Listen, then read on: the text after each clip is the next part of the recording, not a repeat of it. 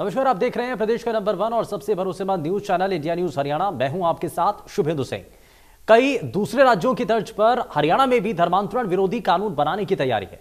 मनोहर सरकार ने हरियाणा गैर कानूनी धर्मांतरण निषेध बिल 2022 के मसौदे को मंजूरी दे दी है। अब 2 मार्च से शुरू होने जा रहे बजट सत्र में विधेयक पेश करने की तैयारी भी है और 90 सदस्यों के सदन में बीजेपी जेजेपी गठबंधन बहुमत में है और इसलिए अनुमान लगाया जा रहा है कि विधेयक पास हो जाएगा। कानून बनाने का उद्देश्य है बहकाकर, जबरन, अनुचित प्रभाव, लालच देकर, धोखा देकर शादी करना या शादी के लिए धर्मांतरण कराने को अपराध घोषित करना है। विधेयक का सबसे दिलचस्प पहलू शायद ये होगा कि जिसके खिलाफ धोखे से या जबरन धर्मांतरण कराने का आरोप लगाया जाएगा, खुद को बेगुनाह करने की जिम्मेदारी उसी की होगी। सरकार बिल पेश करने की तैयारी में है तो विपक्ष ने पहले ही सवाल उठाते हुए इसे पॉलिटिकल जुमला बताया है। बहुत समय से पेंडिंग था, उसका विधेयक भी इस बार हम लेकर के आ रहे हैं। उस भी विधानसभा की जो मंजूरी हुई है, हरियाणा गैर कानूनी धर्मांतरण रोकथाम विधेयक 2022, जिसमें इलीगल तरीके से जो धर्मांतरण करने की जितने भी सिलसिले आज तक ध्यान में आए हैं, लालच से, लोभ से, डरा कर, धमका कर, धोखे से, शादी के कारण से, नौकरी का लालच देकर, विदेश भेजने का लालच देकर, पैसा देकर, ऐसे जो धर्मांतरण होते थे उनको किसी भी सूरत में न होने दिया जाए। धर्मांतरण अगर किसी ने करना है तो विलफुली वो पहले डिक्लेयर करेगा, डिप्टी कमिश्नर को अप्लाई करेगा कि मैं अपने सूझबूझ से, अपनी विचारधारा से धर्म परिवर्तन करना चाहता हूँ। वो किसी भी एक धर्म को छोड़ के दूसरे में जाता है, उसका भी प्रावधान है, लेकिन बिना इस प्रकार को सूचना दिए बिना अगर शादी ज़बरदस्ती करता है या कहीं धर्म परिवर्तन किसी लोभ लालच में करता है, बहका कर करता है, तो वो सारा इलीगल होगा। उसकी रोकथाम के लिए ये अधिनियम और विधानसभा में लाया जा रहा है। इसमें देखिए, as far as Haryana is concern, मैं तो 66 से देख रहा हूँ। हरियाणा 66 में अब तक तो कोई केस हुआ नहीं है। दिस इज पॉलिटिकल जुमला जो कहते हैं ना, इनका जुमला है पॉलिटिकल। या तो कह भाई ये केस हुए हैं, कन्वर्शन हुई है, कोई बात है तो जरूरत पड़े इस कानून की। कोई हो ही नहीं रहा है केस।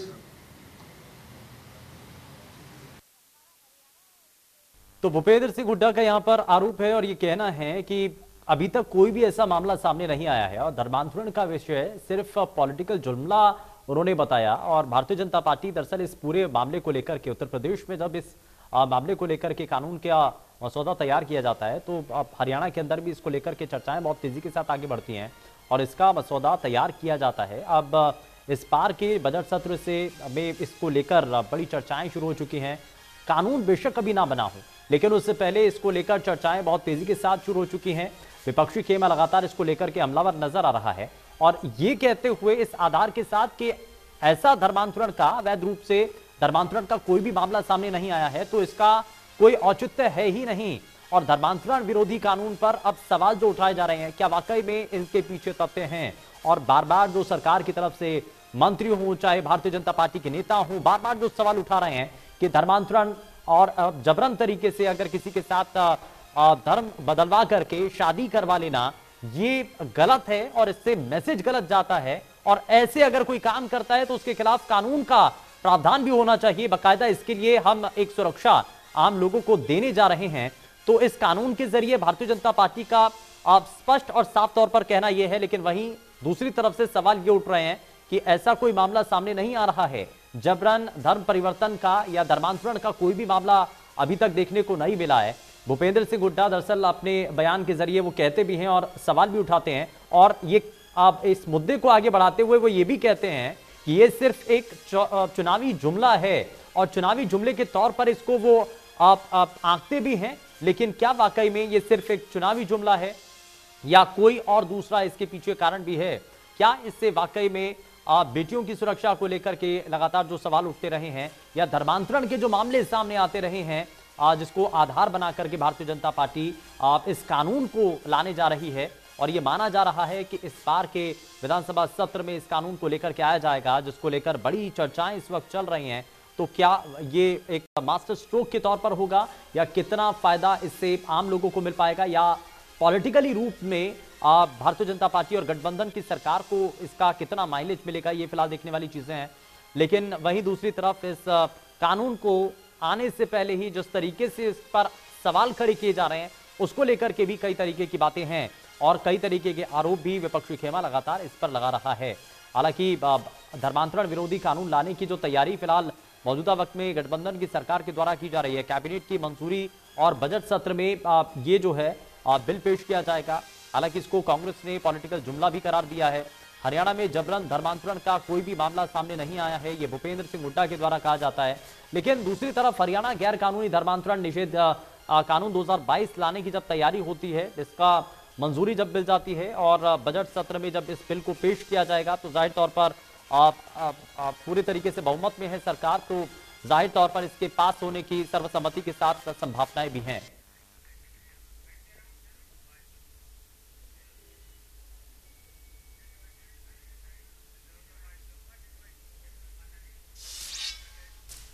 और चलिए बड़ी बहस में खास मेहमानों के साथ चर्चा शुरू करें, लेकिन उससे पहले आपको बता दें कि मौजूदा वक्त में इस खास जो हम कानून की बात कर रहे हैं और आने वाले समय में कानून को लेकर के जब चर्चाएं हैं, तो क्या ग्राफिक्स के जरिए जानकारी है, जरा वो भी आपको दिखाते हैं। दरअसल ग्राफिक्स के जरिए आपको दिखाते हैं कि धर्मांतरण पर जो कानून है क्या आखिर कहता है और कहां कहां पर है। ओडिशा के अंदर धर्मांतरण पर कानून है, ये फिलहाल ओडिशा में इस वक्त है, और साथ ही साथ इसी तरीके से धर्मांतरण को लेकर के जो कानून है सख्ती के साथ इसको इंप्लीमेंट किया जा सके, इसे कानूनी दायरे में लेकर के आया जाए। मध्य प्रदेश के अंदर भी इसीलिए कुछ ऐसी तस्वीर देखने को मिलती है। मध्य प्रदेश में भी धर्मांतरण पर कानून तय किया गया है। वहीं अरुणाचल प्रदेश में भी धर्मांतरण के मामले को देखते हुए अरुणाचल प्रदेश में भी इसको लागू किया गया, और ऐसे ही अब हरियाणा के अंदर भी इसकी तर्ज पर इस पर विचार किया जा रहा है। और चलिए जरा बड़ी बहस के बड़े सवाल जरा उनके साथ इस कार्यक्रम को आगे बढ़ाते हैं। धर्मांतरण विरोधी कानून पर अब सवाल क्यों उठ रहे हैं? सवाल यहां पर यह भी उठ रहा है कि धर्मांतरण विरोधी कानून से विपक्ष को आखिर ऐतराज क्यों है। सवाल तो यहां पर यह भी है कि विधेयक आने से पहले ही सवाल उठाने के आखिर मायने क्या हैं, इन सब के मायने क्या है, जरा वो हम समझने की कोशिश करेंगे। लेकिन जरा जल्दी से आगे बढ़ते हैं और सभी खास मेहमान हमारे साथ कार्यक्रम में जुड़ चुके हैं। जरा सबसे पहले आपको मिलवा देते हैं उनसे। भारतीय जनता पार्टी से प्रवक्ता विजेंद्र नेहरा हमारे साथ कार्यक्रम में जुड़ चुके हैं। विजेंद्र जी बहुत स्वागत है। कांग्रेस पार्टी से प्रवक्ता बजरंग दास गर्ग हमारे साथ कार्यक्रम में जुड़ चुके हैं, बहुत स्वागत है सर आपका। इनेलो से प्रवक्ता विजेंद्र रेडू हमारे साथ कार्यक्रम में जुड़ चुके हैं, विजेंद्र जी बहुत स्वागत है। और धर्मगुरु हमारे साथ मां कंचना गिरी कार्यक्रम में जुड़ चुकी हैं, बहुत स्वागत है आपका। और साथ ही हमारे साथ मौलाना मोहम्मद समीर रहमान नदवी हमारे साथ कार्यक्रम में जुड़ चुके हैं, जो कि डिप्टी इमाम हैं, बहुत स्वागत है सर आपका कार्यक्रम में। और शुरुआत में यहाँ पर विजेंद्र नेहरा जी, शुरुआत आपसे ही कर रहा हूँ। इस धर्मांतरण विरोधी कानून पर अब सवाल उठ रहे हैं, आप जिस मंशा के साथ इस कानून को लाने की तैयारी कर रहे हैं, और ये माना जा रहा है कि इस बार के बजट सत्र के अंदर इसको लेकर के चर्चाएं हो सकती हैं और बहुमत भी है तो सहमति के साथ इसको पारित भी किया जा सकता है। लेकिन इस कानून के फायदे जहां आप गिना रहे हैं, वहीं दूसरा इसका पहलू भी समझना बड़ा जरूरी है, जहां पर विपक्षी खेमा सवाल उठा रहा है कि ऐसा कोई भी मामला सामने नहीं आ रहा है, ये सिर्फ एक पॉलिटिकल जुमला है। देखिए शुभेंदु जी, आवाज ठीक से आ रही है आपको मेरी? हाँ बिल्कुल। शुभेंदु जी देखिए, विधानसभा में इस बार पेश किया जाएगा जो हरियाणा में गैर कानूनी धर्मांतरण रोकथाम जो विधेयक 2022 का जो बिल है, वो इस बार जो बजट सत्र होगा 2 मार्च से उसमें पेश किया जाएगा। माननीय मुख्यमंत्री जी ने इस विषय में जानकारी दी है, आपने भी अभी दिखाया है।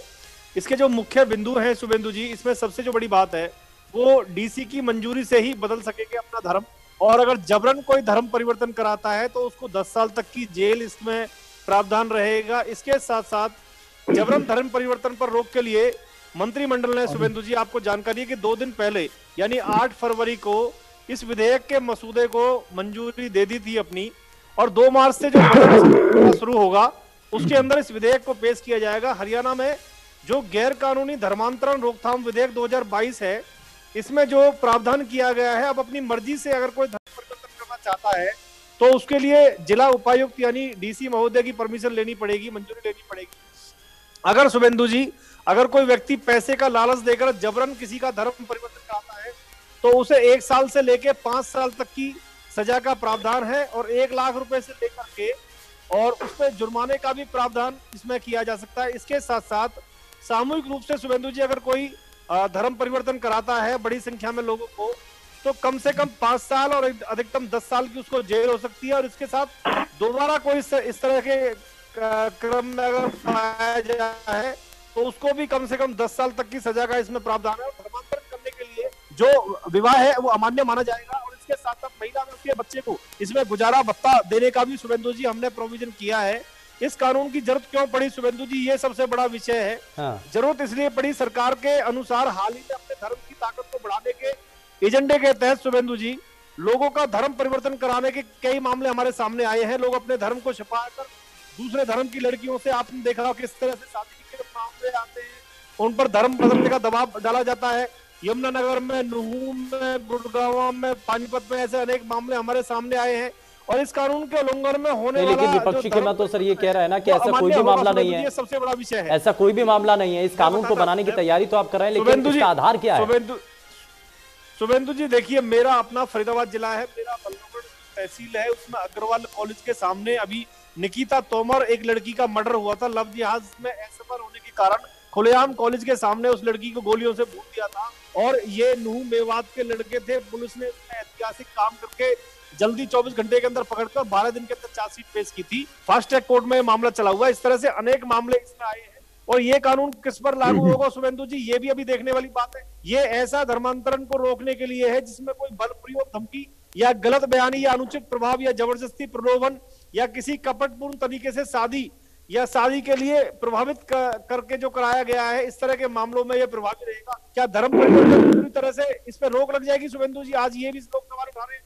नहीं, अपनी मर्जी से कोई व्यक्ति धर्म बदल सकेगा, लेकिन सिर्फ इसके लिए जिला उपायुक्त से उसको परमिशन लेनी पड़ेगी। और इसके अलावा धर्म से अपनी मर्जी से जो धर्म परिवर्तन करेंगे शुभेंदु जी, उसके लिए उनको डीसी से परमिशन के अलावा एक उनको एप्लीकेशन भी देनी पड़ेगी। अगर वो करेंगे तो डीसी महोदय 30 दिन तक उसको नोटिस लगा के रखेंगे। कोई आपत्ति अगर नहीं आती है और डीसी वेरिफिकेशन करते हैं तो उसको धर्म परिवर्तन करने की परमिशन। अब मैं जरा बजरंग दास जी को जोड़ लेता हूं। ठीक है विजेंद्र जी, ठीक है। फिर एक चीज कहना चाहता हूं कि इस तरह के हरियाणा प्रदेश के अंदर ही नहीं, देश के अंदर बहुत मामले आए हैं। और 11 प्रदेश इस धर्मांतरण के विरुद्ध में जो कानून बना चुके हैं। अवैध रूप से धर्मांतरण अगर कोई कराता है तो आज देश के अंदर 11 प्रदेशों में ये कानून है। तो ये बहुत गंभीर विषय है। भारतीय जनता पार्टी कोई भी अवैध तरीके से मतांतरण अगर किसी का कराता है, धर्मांतरण कराता है, उसके ऊपर कानून बनाने के लिए पूरी तरह से संकल्पबद्ध है। अच्छा ठीक है। मैं जरा समीउर रहमान साहब को भी जरा कार्यक्रम में जोड़ रहा हूँ।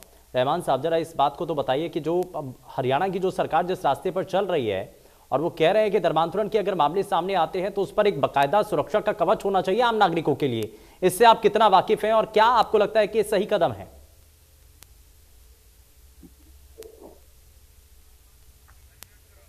रहमान साहब जरा अनम्यूट कर लीजिए अपने आप को।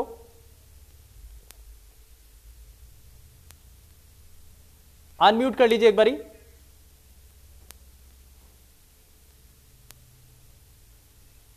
आपकी आवाज नहीं मिल रही सर, अनम्यूट कर लीजिए एक बारी। चलिए मैं वापस लौटूंगा आपके पास, लेकिन बजरंग दास जी मैं जरा शामिल कर रहा हूं। भूपेंद्र सिंह हुड्डा ये कहते हैं कि आप जो कानून बनाने जा रहे हैं ना साहब, उसका आधार ही नहीं है, क्योंकि ऐसे कोई मामले सामने नहीं आ रहे हैं। लेकिन भारतीय जनता पार्टी के प्रवक्ता कई आंकड़ों के जरिए कई मामलों को दिखाते हुए बताते हुए ये कह रहे हैं कि इसकी जरूरत है प्रदेश के अंदर और देश के कई राज्यों में इसको इंप्लीमेंट किया गया। शुभेंदु जी, धर्म परिवर्तन कानून जो सरकार लेकर आ रही है, इसके ऊपर किसी को इतराज नहीं है। हुड्डा जी का बयान मैंने सुना है, उन्होंने क्या कहा है, ये जो सरकार ये जुमले की सरकार है। उन्होंने ये पूछा है, ये तो बताया हरियाणा के अंदर पहले कितने धर्म परिवर्तन के केस हुए हैं, सरकार को बताना तो चाहिए हरियाणा के अंदर इतने धर्म परिवर्तन की हुए हैं, इसलिए हम कानून लेकर आए हैं। खाली धर्म परिवर्तन की बात नहीं है, इनका एक मुख्य उद्देश्य है। उद्देश्य क्या है? देखो, यूपी में चुनाव है, 5 स्टेटों में चुनाव है, चुनाव के समय इन्होंने जुमला छेड़ना है। दूसरी बात सुनिए, इन्होंने देश के अंदर किस प्रकार हिंदू मुसलमान के दंगे करवा रहे हैं। ये देश के अंदर भड़काऊ जो बयानबाजी करके देश को आग के अंदर झोंक रहे हैं। आपके टीवी में देख रहा था, एक वही मुसलमान की लड़की जो स्कूल में जा रही थी, किस तरह वहां पे नारेबाजी की जा रही थी। इसी प्रकार आप देखोगे कि क्या है, देश के अंदर हिंदू मुसलमान, हरियाणा में जाट नॉन जाट, जब यूपी में चुनाव आते हैं जाटों की बेल्ट में जाते हैं, भाई जाटों वोट हमें दो, आप हिंदू हो, नहीं तो मुसलमान का राज आ जाएगा। वहां हिंदू मुसलमान। ये दोगली पॉलिसी सरकार को नहीं करनी चाहिए।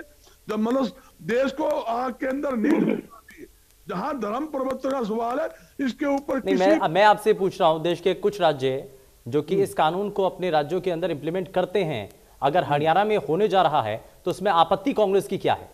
कोई आपत्ति नहीं, मैंने पहले भी शुभेंदु जी आपको बताया, हमें हाँ। कोई आपत्ति नहीं है। आपत्ति इस बात की है, ये जुमले की सरकार है, जुमलेबाजी ना करे। 7 साल जुमलेबाजी क्या है इसमें? या तो आपत्ति है, देखिए दो चीजें है ना, या तो आप कहिए कि यह कानून बिल्कुल ठीक है। आज चुनाव था तो इन्हें याद आ गया, 7 साल हो गए, आज तक इन्होंने ये ध्यान नहीं दिया। ये 11 स्टेटों की बात जो बोल रहे हैं, 11 लड़की को उठाया जाता है, तब ये क्या सो रहे होते हैं? अरे छोड़ो, सोने की बात छोड़ो बहन जी, इतनी बातें ना करो। कंचना गिरी जी आइए। ये बात ना बोलो, टारगेट किया जाता है, तब ये क्या करते हैं? कान में तेल डाल के सो जाते हैं। कभी इनकी आवाज जुमलेबाजी समझ में नहीं आती है। बिल्कुल सराहनीय है, बिल्कुल उचित है, बिल्कुल कानून बनना चाहिए। देश के किसान मरवा दिए, कितने ऐसे मुस्लिम लड़के हैं जो धर्म परिवर्तन के लिए वो हिंदू नाम रख के हिंदू महिलाओं को, हिंदू लड़कियों को कॉलेज में नहीं, वो ये नहीं, सवाल तो ये उठ रहा है ना, एक मिनट कंचना गिरी जी, मैं वापस लौटता हूं जरा। बजरंग दास जी, सवाल तो ये उठ रहा है कि जब ऐसे मामले सामने आते हैं तो क्यों ना ही कोई राजनीतिक दल उसमें सपोर्ट करने के लिए आता है? सपोर्ट देखिए, जब एक कानून बन जाएगा, अगर कोई कहां से बेमतलब की कोई पॉलिटिकल लीडर अगर सपोर्ट करने आते हैं तो उससे भी बवाल मचेगा। ये तो ना खाने देंगे, ना खाएंगे, ना खाने देंगे। आप करोगे तो मरोगे, नहीं करोगे तो नहीं, एक एक करके। अच्छा बजरंग दास जी, मैं जरा ठीक है, मैं जरा वापस आता हूं। मैं समीउर रहमान साहब को भी जरा जोड़ रहा हूं। मैं रहमान साहब जरा आपसे समझना चाह रहा हूं, मैं इससे पहले आपसे यही जानना चाह रहा था कि जो हरियाणा के अंदर जो कानून बनाने की तैयारी की जा रही है, इस कानून के आने से पहले जो हंगामा हो रहा है, जो शोर हो रहा है, क्या वाकई में सही है? इस कानून की जरूरत लगती है आपको? समीउर रहमान साहब, एक मिनट, बजरंग दास जी एक मिनट, समीउर रहमान साहब, रहमान साहब आपकी आवाज नहीं मिल रही है, अनम्यूट कर लीजिए एक बारी आप हेडफोन हटा लीजिए।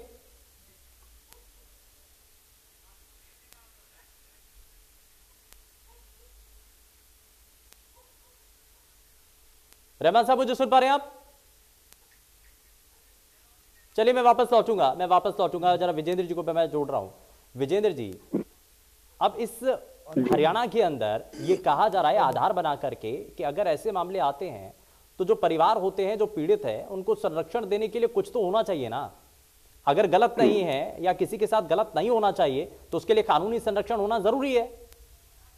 देखिए शुभेंदु जी, इन्हीं सभी बातों को लेकर के हमारी सरकार ने ये जो नहीं, रेडू जी को जरा जोड़ो। विजेंद्र नेहरा जी, मैं आता हूं रेडू साहब को। हाँ शुभेंदु जी, देखिए आज का जो आपका मुद्दा है, ये धर्म परिवर्तन का बहुत बड़ा मुद्दा है और बहुत गंभीरता से इसके ऊपर बात करने की बात है। ये केवल पॉलिटिकल मुद्दा नहीं है, बल्कि ये सामाजिक ज्यादा है। समाज को जोड़ने और तोड़ने वाली बात यहाँ पर आती है। देखिए, मैं पहले अपनी इंडियन नेशनल लोकदल पार्टी के बारे में बात करूं आपसे कि हम चाहते हैं कि ये जो इस तरह के मौके पर ये मुद्दे उठाए जाते हैं, धर्म परिवर्तन के ऊपर कानून बना रहे हैं, उसके ऊपर कानून बना रहे हैं, तो ये कहीं ना कहीं इलेक्शन के बारे इलेक्शन नजदीक है 5 स्टेट्स में, और उसके ऊपर कहीं ना कहीं किसी विशेष धर्म का ध्रुवीकरण करने का मामला, इस तरह का मामला ये लेकर के आ रहे हैं, जो कि इसकी जरूरत नहीं थी अभी लाने के लिए, ये नहीं लाना चाहिए था। कहीं ना कहीं जो ये अपनी बीजेपी पार्टी है वो वोटों का ध्रुवीकरण करने का प्रयास कर रही है और इसलिए वो इस समय पर इसको लेकर के आई है, और ये भी एक वास्तव में सच्चाई है कि ये पॉलिटिकल जुमला ही है। दूसरी बात है कि मैं अपनी व्यक्तिगत बात करता हूं सुगंधी, ये सर्वे बिल्कुल संपूर्ण रूप से प्रकृति के साथ छेड़छाड़ है। प्रकृति के साथ छेड़छाड़ मैं इसको कहूंगा। देखिए, यदि कोई व्यक्ति अपना धर्म परिवर्तन करता है, इन्होंने लगा दिया इसमें कानून में कि डीसी को पहले अप्लाई करना पड़ेगा, डीसी से परमिशन लेनी पड़ेगी, तो कल को तो मुझे घर में कौन सी सब्जी बनानी है उसके लिए भी परमिशन लेनी पड़ेगी, मुझे क्या खाना खाना है उसके लिए भी परमिशन का कानून लेकर के आ जाएंगे। क्या ये हिटलरशाही नहीं है? क्या ये राजतंत्र पैदा नहीं हो रहा है हिंदुस्तान में? अरे मैं क्या खाना चाहता हूँ, मैं कहाँ रहना चाहता हूँ, किस धर्म में जाना चाहता हूँ, मैं क्या करना चाहता हूँ, वाई लॉ फॉर दिस? ये कौन सी बात है? ये तो बिल्कुल प्रकृति के साथ छेड़छाड़ कर दिया आपने। मैं आज हिंदू धर्म का हूं, बिल्कुल सच्चे मन से, मेरा परिवार हिंदू है।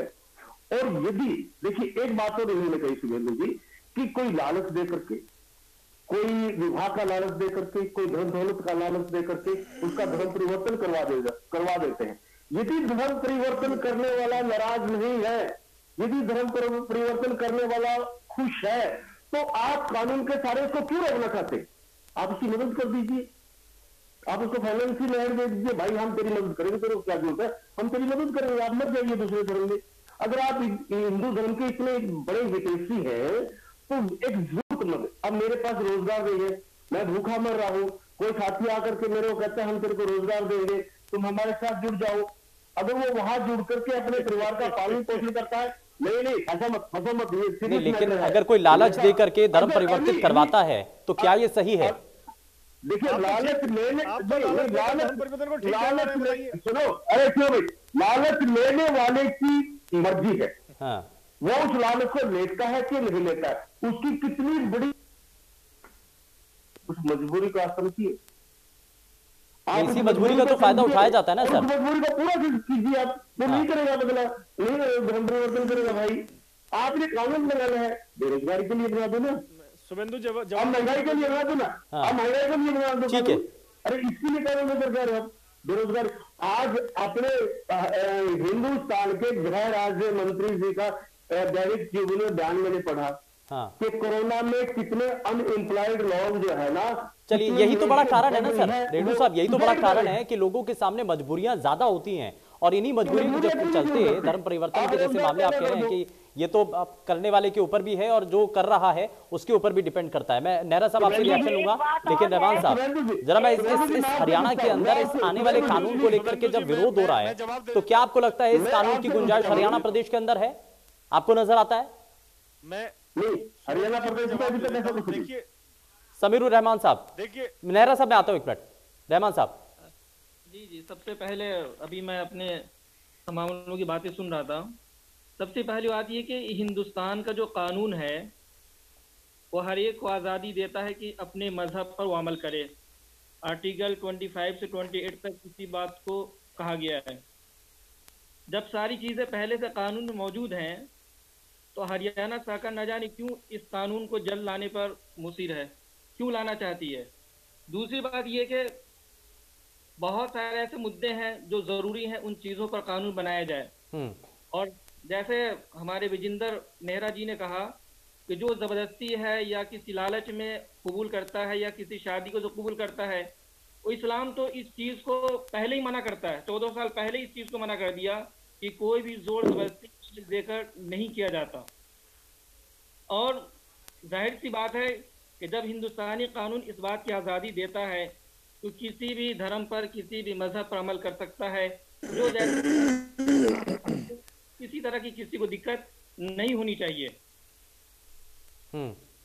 लेकिन इससे किसी भी तरीके का, मैं शुभेंदु जी जवाब दे दूं? हाँ, मैं सर जवाब लेता हूं आपसे। मैं मां कंचना गिरी को भी जोड़ रहा हूं जरा कार्यक्रम में। कंचना गिरी जी, अब ये कहा जा रहा है कि धर्मांतरण किसी एक धर्म विशेष के लिए नहीं है, ये सभी धर्मों के लिए। अगर कोई भी किसी दूसरे धर्म के ऊपर या किसी भी तरीके से गैर कानूनी तरीके से अगर दबाव डाल करके या किसी लालच में अगर आप उसको अपनी तरफ करता है तो ये उसके खिलाफ कानून बनाया जा रहा है। ये हर किसी धर्म के लिए बड़ा सुरक्षित और संरक्षित करने के लिए तय किया गया। बिल्कुल, ये बहुत सराहनीय काम है और ऐसा होना चाहिए। ज्यादातर मुस्लिम लोग ऐसे काम कर रहे हैं। मुस्लिम युवा लोग कॉलेज में, यूनिवर्सिटी में, जहाँ लड़कियां जॉब करती है वहां पे हिंदू नाम रख के और लड़कियों को टारगेट कर रहे हैं। एक गाजियाबाद का ही केस था जो उसे नाम बदल करके और उससे शादी किया। जब धर्म परिवर्तन की बात आई तो उसे मार के जमीन में गाड़ दिया। तो इस तरह के कितने केसेस हुए हैं। तो लोग ज्यादातर ये लोग बोलते हैं कि हिंदू हिंदू क्या हिंदू हिंदू कर रहे हैं। पहले ये तो अपने इसके ऊपर फतवा जारी करेंगे नहीं है। इनके देवबंद वाले जो बैठे हैं ऐसे लोगों को ये फतवा जारी नहीं करते हैं। ये मौलानों की इनकी मुंह बंद हो जाती है ऐसी बातों में। लेकिन इनकी भी तो दायित्व बनती है, जो ऐसे कर रहे हैं तो उनके लिए आप आगे आइए। आगे क्यों नहीं आते हैं आप? आपके लोग लोगों को, तो इनके ऊपर तो कड़ी सख्त एक कानून सचमुच में बनना चाहिए कि धर्म नहीं, रहमान नदवी जी ये कह रहे हैं कि इस्लाम धर्म के अंदर वैसे भी कबूल नहीं किया जाता है। अगर कोई जबरन लेकर के आ रहा है और शादी कर रहा है तो उसको कबूल ही नहीं किया जाता है। सुनिए, मैं तो पूरा कुरान पढ़ी हूँ, उनमें लिखा देता है ये नाजायज है, काम वो नाजायज ही करेंगे। जो इनका लिखा हुआ ये नाजायज है, काम वही करेंगे। ये जहाँ जमीन विवादित है ओपन में नमाज पढ़ेंगे, क्या वो विवादित नहीं है? सारे काम तो ये नाजायज करते हैं। रोटी भी उल्टी बना के खाते हैं, तो नहीं, उससे कोई मतलब नहीं है। इनसे उल्टा कोई इंसान हो ही नहीं सकता। नहीं, इससे कोई मतलब नहीं है कंचना गिरी जी, इससे कोई मतलब नहीं है ना। हाँ। इनका देखिए, सारा आतंकवादी गतिविधि लिखी हुई है उसमें, इनका हर पेज में देखिए। किसको मारने से किसको हुर की परी मिल जाती है, बताइए। मरने के बाद तुमने देखा है कि वहाँ परियां खड़ी है तुम्हारे ऊपर फूल बरसाने के लिए? नॉन मुस्लिम को मारोगे तो? इनकी मूर्खता तो इतनी है कि हम बता नहीं सकते। एक कुरान के नाम से सिर्फ आतंकवादी गतिविधि चलाते हैं लोग। नहीं, ये इस तरीके से कहना ठीक नहीं होगा। आप किसी भी, क्योंकि हर जाति धर्म में सब तरीके के लोग होते हैं, लेकिन पर्टिकुलर किसी धर्म विशेष के लोगों को टारगेट करना ये ठीक नहीं है। मुझे ये लगता है कि इस मंच के जरिए कहना बिल्कुल भी ठीक नहीं होगा। लेकिन मैं जरा जल्दी से इस पर एक रिएक्शन लेना चाहता हूँ। समीर रहमान साहब, जरा इस पर मैं एक जल्दी से रिएक्शन लेना चाहता हूँ कि बार बार जब ये सवाल उठने लगते हैं कि एक धर्म विशेष के लोग उनके ऊपर ये आरोप लगते हैं कि साहब इनसे बचाना है, क्यों नहीं है? हाँ, जब हिंदू धार्मिक लोग अगर इस तरह का बयान देते हैं तो वो प्रतिबंध है। समीर रहमान साहब, इससे तो बचना चाहिए ना सभी धर्मों को। असल जनाब, नहीं, देखिए, हम लोग तो सत्य करें। हमारे गीता में प्रेम का भाव दिया गया है, प्रेम से लोगों से मिलो, प्रेम करो आपस में। कहाँ गीता में लिखा हुआ है कुछ ऐसे? इनके कुरान में तो सत्य में लिखा हुआ है ऐसा। अच्छा, ठीक है कंचना गिरी जी, एक मिनट। समीर रहमान साहब, हिंदुस्तान जो है अमन और शांति का गहवारा है, और हिंदू मुस्लिम दोनों एक दुल्हन की दो खूबसूरत आंखें हैं। अगर दोनों आंखें महफूज रहेंगी तो हमारा मुल्क बहुत खूबसूरत बनेगा। तो सबसे पहली बात, ये कानून जब इस बात की इजाजत आर्टिकल 26 में बात कही गई है कि कोई भी शख्स अपनी खुशी से मजहब तब्दील कर सकता है, अमल कर सकता है, तो पहले से ये कानून मौजूद है, तो फिर दोबारा कानून लाने की इसी पर क्या जरूरत पड़ रही है? मैं जवाब देता हूँ इसका। शुभेंदु जी, हाँ ठीक है, जरा शुभेंदु जी इसका नेहरा जी हाँ, मैं इसका जवाब देता हूँ। शुभेंदु जी, जो इन्होंने बोला कि कानून लाने की जरूरत क्या है, तो मैं इनको बताना चाहूंगा कि ये केंद्र सरकार ने ही मतांतरण की गतिविधियों के अध्ययन के लिए, और पुराने समय की बात बता रहा हूं मैं, ये गठित की थी कि नियोगी आयोग का गठन किया था, तथा वेणुगोपाल आयोग ने भी अवैध मतांतरण पर कानून बनाने के लिए कहा था। ये अब की बात नहीं है, बहुत पुरानी बात है। दूसरा, सरला मुदगिल के प्रकरण में तो माननीय सर्वोच्च न्यायालय ने स्वयं अवैध मतांतरण के ऊपर स्पष्ट रूप से सख्त कानून बनाने के निर्देश दिए थे। माननीय सर्वोच्च न्यायालय ने इस बात को सब ध्यान से सुने। लव जिहाद के कारण आज सबको पता है कि किस तरह से जो हमारी हिंदू बहनें हैं, हिंदू लड़कियां हैं, उनको शोषण किया जाता है, उनकी हत्या की जाती है। और शुभेंदु जी, एक सबसे गंभीर बात है, हम तो किसी भी धर्म का नाम नहीं ले रहे सरकार, तो हम तो कह रहे सभी धर्मों पे। लेकिन मेरा सब सवाल तो यहाँ पर ये उठ जाते हैं जब आप बार बार जिक्र करने लगते हैं कि हिंदू बहनें या एक वर्ग को आप टारगेट करने की बात हो जाती है, यही तो आरोप लग रहे हैं ना फिर। मैं देखिए शुभेंदु जी, ये बहुत गंभीर विषय है, और गंभीर विषय है। 11 से शुभेंदु जी सुनिए, शुभेंदु जी 11 राज्यों से अधिक राज्य इस विषय में कानून बना चुके हैं अवैध मतांतरण को लेकर के।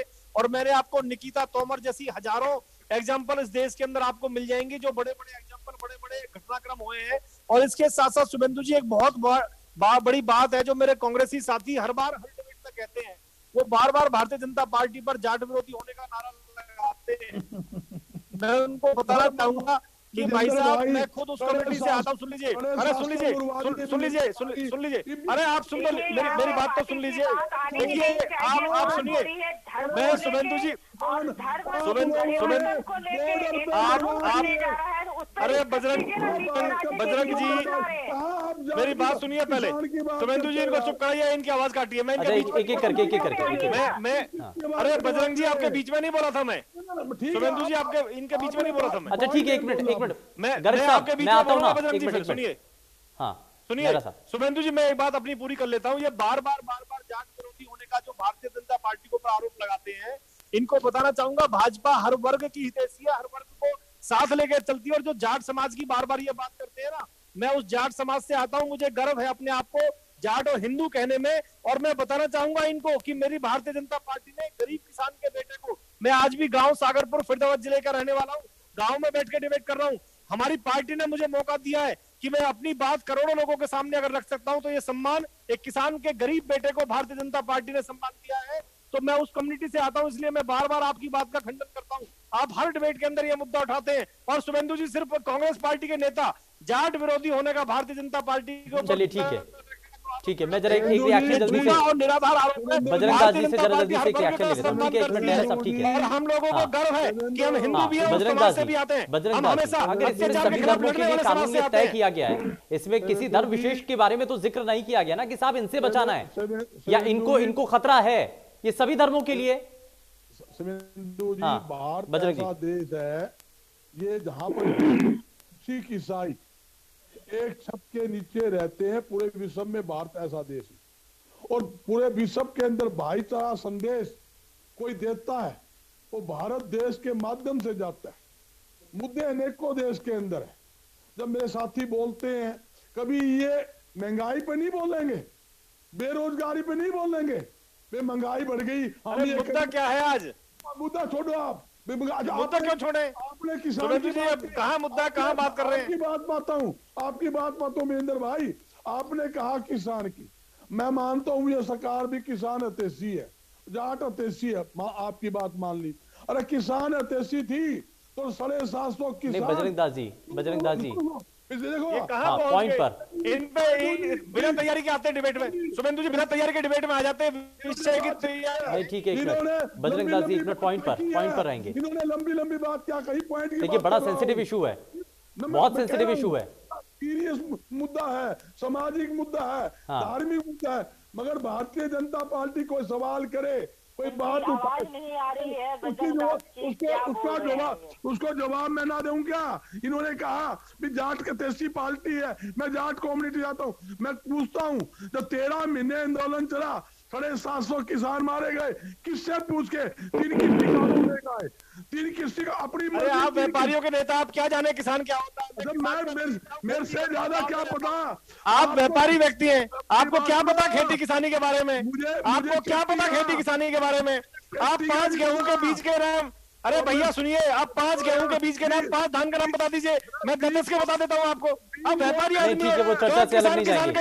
एक मिनट बजरंग दास जी और मेहरा साहब, एक मिनट जरा सुनिए, मैं जरा रेडू जी को जरा जोड़ रहा हूँ मैं। क्यों किसान करते रहते हैं? एक मिनट बजरंग दास जी, ठीक है ना सर, ठीक है, मुद्दे से अलग नहीं, बिल्कुल भी पॉइंट पर रहेंगे, बिल्कुल पॉइंट पर। नेहरा साहब एक मिनट जरा, रेडू साहब मैं, ठीक है, एक मिनट किसान करते रहते हैं। बजरंग दास जी आपने अपना पॉइंट रखा है ना, जरा सुनिए आप, एक मिनट जरा सुन तो लीजिए। नेहरा साहब एक मिनट जरा, रेडू साहब को मैं जरा जल्दी से जोड़ लेता हूँ। रेडू साहब, अब इसमें आपने कहा कि अगर इसमें किसी भी रूप में अगर दबाव बना करके या कोई लालच देकर के अगर किया जा रहा है, तो इसमें कहीं से कहीं तक आपत्ति नहीं है, लेकिन यहीं से जो कुछ राजनीतिक दल हैं, कुछ धार्मिक संगठन से जुड़े हुए लोग हैं, उनका यही आरोप है कि साहब यही तो पिछले लंबे समय से होता रहा है, इसी चीज को तो रोकना है। सुरेंद्र जी देखिए, बड़े सौभाग्य की बात है कि बहुत बड़ा मुद्दा मैंने शुरू में आपने उठाया है, और ये सामाजिक मुद्दा है, एक पॉलिटिकल मुद्दा नहीं है, चाहे किसान आंदोलन वगैरह की इसमें कोई चर्चा नहीं होनी चाहिए। देखिए मैं तो इंडियन नेशनल लोकदल पार्टी की तरफ से यही कहना चाहूंगा कि आखिर जैसे इन्होंने अभी कहा कि भाई धर्म परिवर्तन लालच देकर के जबरदस्ती करवाते हैं, मैं ये पूछना चाहता हूँ आज के चैनल के माध्यम से पूरे हिंदुस्तान से मैं सवाल पूछना चाहता हूँ, जो भी अपने हिंदू धर्म के आप संरक्षक अपने आप को मानते हैं, हिंदू धर्म के लोग ऐसा क्यों नहीं करते कि दूसरे धर्म के हमारे को ज्वाइन करें? क्यों नहीं दूसरे धर्म वालों को हमारे को क्यों नहीं ज्वाइन करते? वो अगर हम इतने बड़े हितैषी हिंदू धर्म के हैं, तो हमारे हिंदू धर्म में हिंदू लोगों के लिए ऐसी कौन सी कमियां रही हैं कि हमें वहां जाना पड़ रहा है? क्यों नहीं तह तक जाते, क्यों नहीं तली तक उसको जा करके उस कमी को निकालते जिसकी वजह से एक हिंदू को और दूसरे धर्म में जाना पड़ता है? इस मजबूरी को हमें समझना पड़ेगा। शुभेंदु जी बहुत मैं कहता हूँ इतना बड़ा मुद्दा आज आपने लिया है, वास्तव में हमारे हिंदुस्तान के लिए बहुत जरूरी है। और दूसरी बात इन्होंने एक और साथ कही कि 11 प्रदेशों में ऑलरेडी लागू है। अरे भाई हम दूसरे प्रदेशों को नकल क्यों करते हैं? हमें क्या करना है, हमारे लिए क्या उचित है, हमारे देश के लिए क्या उचित है? देखिए हम एक लोकतंत्र देश के निवासी हैं, लोकतंत्र में नहीं तो अब तो ये कहा जा रहा है, रेडू साहब एक मिनट जरा सुनिए ना, रेडू साहब जब अब ये कहा जा रहा है कि अगर धर्मांतरण जैसे मामले सामने आते हैं, जिसमें कंचना गिरी जी ने सवाल उठाया कि साहब जब ये ऐसे मामले सामने आते हैं तो कौन सा राजनीतिक दल सामने आता है, क्यों नहीं आप सपोर्ट में आकर के खड़े होते हैं? आप सिर्फ ये कह रहे हैं कि धर्म परिवर्तन हो रहा है, बेशक दबाव में हो रहा है, होने दीजिए, लेकिन उसको रोकने के लिए भी तो कुछ ना कुछ करना पड़ेगा ना साहब। नहीं, आपने मेरी बात को बदल दिया। मैंने ये नहीं कहा दबाव में हो रहा है, मैंने ये कहा कि जो धर्म परिवर्तन करता है उसकी मजबूरी को समझिए और उसकी मजबूरी को समझ करके उसको रोकने का प्रयास कीजिए। दबाव में बिल्कुल नहीं होना चाहिए। दबाव में तो भाई साहब मैं ये कहता हूं आज का हर नागरिक इतना जागरूक है, दबाव में तो आप किसी से कुछ करवा ही नहीं सकते, कोई नहीं करेगा दबाव में आकर के। आज सभी इंडिपेंडेंट है और अपनी मर्जी से करते हैं, उसकी मर्जी ऐसी क्यों बनी उसको हमें पकड़ने वाली बात है। इन्होंने एक उदाहरण दिया कि वहां लड़की को ले जाकर के जला दिया, मार दिया, तो कैसे? क्या हिंदू धर्म में ऐसी घटनाएं नहीं होती? क्या हिंदू की शादी होती है, वहां नहीं घटना होती? जिसने ऐसा कुकर्म किया उसको सख्त से सख्त सजा मिलनी चाहिए। बस वही तो है, यही तो कानून है कि इसमें किसी धर्म विशेष को लेकर टारगेट नहीं किया जा रहा है। अगर इसमें गलती किसी भी एक समुदाय या किसी भी धर्म से है तो उसके खिलाफ एक्शन होगा। हाँ बिल्कुल, जिसने कत्ल किया है उसके ऊपर कानून काम करेगा, कानून से तो बनाइए आप अपने कानूनों के साथ उसको जोड़िए। अगर आपने करना है, देखिए सबसे बड़ा मुद्दा मैं फिर आपको एक बात और कहता हूँ, अगर आपने लागू करना है तो आपने एक वायदा किया था बीजेपी पार्टी ने, आपको भी याद है, मेरे से ज्यादा याद होगा, समान आचार संहिता। अगर आपने लागू करना है, एक मिनट बहन जी, समान आचार संहिता बहुत बड़ा मुद्दा था। अगर आपने लागू करना है तो समान आचार संहिता लागू कीजिए देश में, जिसकी जरूरत थी, जिसका आपने वायदा भी किया था। सवाल वहीं से शुरू हो जाएंगे ना, सवाल सर वहीं से शुरू हो जाएंगे ना कि क्या सभी धर्म के लोग उसमें मान्य करेंगे, उसको उस पर सहमति जताएंगे क्या? सवाल तो वहीं से शुरू हो जाएगा। ठीक है, मैं कंचना गिरी जी को जरा जोड़ लेता हूं। लेकिन मैं समाज की बात कर रहा हूँ, मैं समाज के बात कर रहा हूँ। हैं किस तरह का कानून बनाए। इतने टाइम से लोगों ने हिंदुस्तान में आके सनातनियों को, हिंदू लड़कियों को टारगेट किया है अपना जनसंख्या बढ़ाने के लिए और अपनी यूनिटी बढ़ाने के लिए। नहीं तो कौन से धर्म में लिखा हुआ है कि आप बाहर जाके नमाज पढ़िए? कौन सा ये बताता है कि आप पब्लिक ट्रांसपोर्ट को आप रोके? ये सब कौन से धर्म में है ये बताइए कि हर हफ्ते आप रोड पे, क्योंकि अपनी ताकत दिखाना चाहते हैं और अपने बल पे लड़कियों को कितने ऐसे इनकी, मैं इन लोगों से पूछना चाहती हूँ कि इनके मौलाना कर क्या रहे हैं कि ये यही सिखाते हैं कि धर्म परिवर्तन करो और हिंदू लड़की को ले आओ, हिंदू नाम से ये आधार कार्ड बना लेते हैं, तब इनके मुंह में क्या ताले लगे होते हैं? तब ये क्यों नहीं अपना फतवा जारी करते हैं? तभी इनका कानून कहाँ चला जाता है? देश में रहना है तो एक कानून मानना पड़ेगा आपको और हमारे देश के संविधान को देख के चलना पड़ेगा। ये नहीं कि आप अपने हिसाब से चल रहे हैं जी, कोई धर्म परिवर्तन कर रहा है उस पर आप कुछ नहीं बोलेंगे, ये गलत बात है और बिल्कुल ये कतई होना चाहिए। और इनके जो धर्म गुरु हैं वही ऐसी शिक्षा देते हैं और जाओ हिंदू बन के और हिंदू लड़कियों को नहीं, ऐसा जरूरी नहीं है, ऐसा जरूरी नहीं है। ठीक है, इसमें मैं जरा समीउर रहमान साहब को भी जरा जोड़ लेता हूँ। रहमान साहब, इसमें अब जो धार्मिक जितने भी संगठन है ना, उनको एक मैसेज देने की भी जरूरत है कि साहब हम सभी को मिलजुल कर रहने की जरूरत है। इसमें अगर कहीं पर कोई भी कोताही बरती जाती है या कोई भी गलत डिसीजन है तो उसका विरोध तो करना चाहिए ना। इनके मदरसे में तो जहर उगला जाता है, जहर पढ़ाया जाता है, तो वो अच्छी शिक्षा कहाँ से दे सकते हैं? नहीं, ऐसा हर किसी के लिए जरूरी नहीं है। ठीक है, मैं जरा जल्दी से एक रिएक्शन लेता हूँ। रहमान साहब, कुरान में भी ऐसे पूरी गतिविधि दी गई है तो आप कैसे कह सकते हैं? ठीक है कंचना जी, ठीक है। रहमान साहब, हिंदुस्तान जो गंगा जमुनी तहजीब की बहुत बड़ी मिसाल है और मैं ये कहता हूँ कि इलीगल तरीके से कोई भी काम हो, चाहे वो कोई भी करे, वो सजा का मुस्तहिक, इसमें कोई ये नहीं है। लेकिन जहाँ तक बात है कि मदरसों की या ऐसी जगहों की, हमेशा जो धर्म गुरु होते हैं वो अच्छाई की तालीम देते हैं, चाहे वो किसी भी मजहब के धर्म गुरु हों। वो कभी नहीं कहते कि आप मुल्क में फितना फसाद बर्पा करें। और जो ऐसा कहता है, जो धर्म गुरु का अगर फितने फसाद का हुक्म देता है, धर्म गुरु हो ही नहीं सकता। धर्म गुरु का तो मतलब ये होता है कि वो अच्छाई की तालीम दे, वो अच्छाई की तरफ रहनुमाई करे, ताकि हमारे लोग जो हिंदुस्तान में शुरू से ही जो एक साथ रह रहे हैं अमन और शांति के साथ, उसी चीज को आगे बढ़ाने की जरूरत है कि हम खुशी से रहें, एक दूसरे से मिलजुल कर रहें। और कभी भी कोई धर्म गुरु, कोई रिलीजियस टीचर कभी भी गलत तालीम नहीं दे सकता। अगर वो देता है तो धर्म गुरु की लिस्ट को खारिज कर दीजिए, कोई दिक्कत नहीं है। ठीक है, मैं जरा नेहरा साहब, ठीक है, रेणु जी कुछ कहना चाह रहे हैं, जल्दी से बात पूरी कीजिए सर। हाँ, मैं ये कहना चाहता हूँ, जिन्होंने अभी हमारी बहन बोल रही थी कि ये मदरसों में और मस्जिदों में बहुत बड़ा जहर उगलते हैं, जो इस तरह का देश विरोधी बात करते हैं, आप उनको सजा देने का कानून बनाइए, उनको सजा दीजिए, उनको गिरफ्तार कीजिए और उनको बंद करवा दीजिए। लेकिन आपने कितने हिंदू गुरुओं को जेलों में डाल रखा है आज के दिन? वो तो हिंदू धर्म से, क्योंकि उन्होंने गलत किया या आपकी नजरों में गलत किया, कानून की नजरों में गलत किया, आपने कितनों को जेल में डाल दिया। बिल्कुल, गलत के खिलाफ तो खड़ा होना पड़ेगा, गलत के खिलाफ खड़ा होना पड़ेगा, इसीलिए नेहरा साहब मैं जरा जल्दी से एक रिएक्शन आपसे लेना चाह रहा हूँ। अब जो परिवर्तन जो हो रहे हैं ना सर, ये धर्म परिवर्तन या धर्मांतरण के खिलाफ जो आप कानून बनाने जा रहे हैं, ऐसा आखिर हो क्यों रहा है? रेणु साहब ने बड़ा अच्छा पॉइंट यहाँ पर रखा है कि हमें जड़ में जाने की जरूरत है कि ऐसा क्यों हो रहा है कि हम किसी भी अन्य धर्म से या किसी भी व्यक्ति से हम प्रभावित हो रहे हैं, क्यों ऐसा है? देखिए, रेणु साहब ने, शुभेंदु जी एक बात कही थी कि क्यों ना हम अपने जो गरीब लोग हैं जो एक तरह से धर्मांतरण कर चुके हैं उनको वापस ही लाएं। तो मैं रेणु जी को ये बताना चाहूंगा, ये भी आपने गलत कहा। नहीं, चलिए कोई बात नहीं। अरे रेणु जी मुझे जवाब देने दीजिए, कोई बात मैंने ये नहीं कहा कि मैंने ये नहीं कहा जो बदलने वाले हैं रोक लीजिए, ठीक है।